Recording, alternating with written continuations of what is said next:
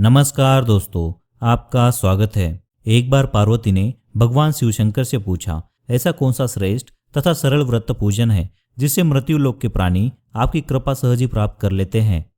उत्तर में भगवान शिव जी ने पार्वती से कहा, शिवरात्रि के व्रत का विधान बताकर यह कथा सुनाई। एक गांव में एक शिकारी रहता था। पशुओं की हत्या करके वह अपने कुटुंब को पालता था। वह एक साहूकार का ऋणी था, लेकिन उसका ऋण समय पर न चुका सका। क्रोधवश साहूकार ने शिकारी को शिवटम में बंदी बना लिया। संयोग से उस दिन शिवरात्रि थी। शिकारी ध्यानमग्न होकर शिव संबंधी धार्मिक बातें सुनता रहा। चतुर्दशी को उसने शिवरात्रि की कथा भी सुनी। संध्या होते ही साहूकार ने उसे अपने पास बुलाया और ऋण चुकाने के विषय में बात की। शिकारी अगले दिन सारा ऋण लौटा देने का वचन देकर बंधन से छूट गया। अपनी दिनचर्या की भांति वह जंगल में शिकार के लिए निकला, लेकिन दिन भर बंदी गृह में रहने के कारण भूख प्यास से व्याकुल था। शिकार करने के लिए वह एक तालाब के किनारे बेल वृक्ष पर पड़ाव बनाने लगा। बेल वृक्ष के नीचे शिवलिंग था जो बिल्व पत्रों से ढका हुआ था। शिकारी को उसका पता न चला। पड़ाव बनाते समय उसने जो टहनियां तोड़ी वे संयोग से शिवलिंग पर गिरी।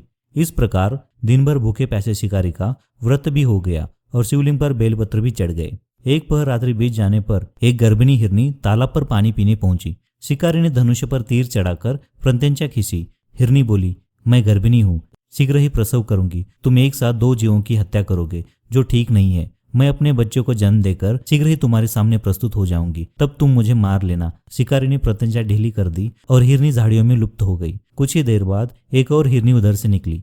शिकारी की प्रसन्नता का ठिकाना न रहा। समीप आने पर उसने धनुष पर बाण चढ़ाया। तब उसे देख हिरनी ने विनम्रता पूर्वक निवेदन किया, हे पारधी, मैं थोड़ी देर पहले ही ऋतु से निवृत्त हुई हूँ।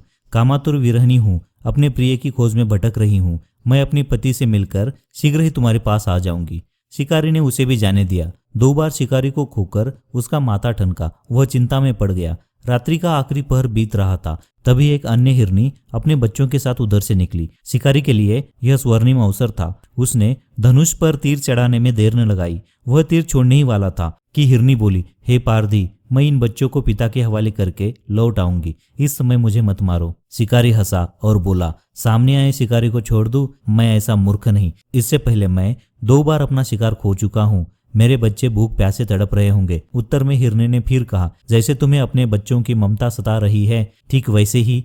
इसलिए सिर्फ बच्चों के नाम पर थोड़ी देर के लिए मैं जीवनदान मांग रही हूँ। हे पारधी, मेरा विश्वास कर, मैं इन्हें इनके पिता के पास छोड़कर तुरंत लौटने की प्रतिज्ञा करती हूँ।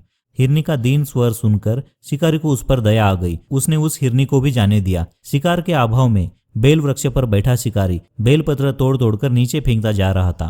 पौ फटने को हुई तो एक हष्टपुष्ट हिरण उस रास्ते पर आया। शिकारी ने सोच लिया कि इसका शिकार वह अवश्य करेगा। शिकारी की तनी प्रशंसा देखकर हिरण विनीत स्वर में बोला, हे पारधी भाई, यदि तुमने मुझसे पूर्व आने वाली 3 हिरनियों को तथा छोटे छोटे बच्चों को मार डाला है तो मुझे भी मारने में विलंब ना करे, ताकि उनके वियोग में मुझे एक क्षण भी दुख न सहना पड़े। मैं उन हिरनियों का पति हूँ। यदि तुमने उन्हें जीवनदान दे दिया है तो मुझे भी कुछ क्षण के लिए जीवनदान देने की कृपा करे। मैं उनसे मिलकर तुम्हारे सामने उपस्थित हो जाऊंगा। मृग की बात सुनते ही शिकारी के सामने पूरी रात का घटना चक्र घूम गया। उसने सारी कथा हिरण को सुना दी। तब हिरण ने कहा, मेरी तीनों पत्नियां जिस प्रकार प्रतिज्ञाबद्ध होकर गई है, मेरी मृत्यु से अपने धर्म का पालन नहीं कर पाएंगी। अतः जैसे तुमने उन्हें विश्वास पात्र मानकर छोड़ा है, वैसे भी मुझे जाने दो। मैं उन सबके साथ तुम्हारे सामने शीघ्र ही उपस्थित होता हूँ। उपवास, रात्रि जागरण तथा शिवलिंग पर बेलपत्र चढ़ाने से शिकारी का हिंसक हृदय निर्मल हो गया था। उसमें भगवत शक्ति का वास हो गया था। धनुष तथा बाण उसके हाथ से सहज ही छूट गए। भगवान शिव की अनुकंपा से उसका हिंसक हृदय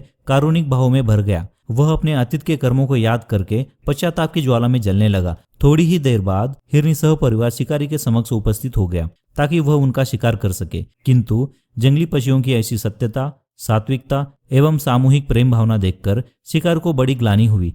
उसके नेत्रों से आंसुओं की झड़ी लग गई। उस मृग परिवार को न मारकर शिकारी ने अपने कठोर हृदय को जीव हिंसा से हटा सदा के लिए कोमल एवं दयालु बना लिया। देवलोक से समस्त देव समाज भी इस घटना को देख रहा था। घटना की परिणति होते ही देवी देवताओं ने पुष्प वर्षा की। तब शिकारी तथा मृग परिवार मोक्ष को प्राप्त हुए। तो दोस्तों, ये थी महाशिवरात्रि की व्रत कथा। वीडियो पसंद आए तो वीडियो को लाइक और दोस्तों के साथ जरूर शेयर करें।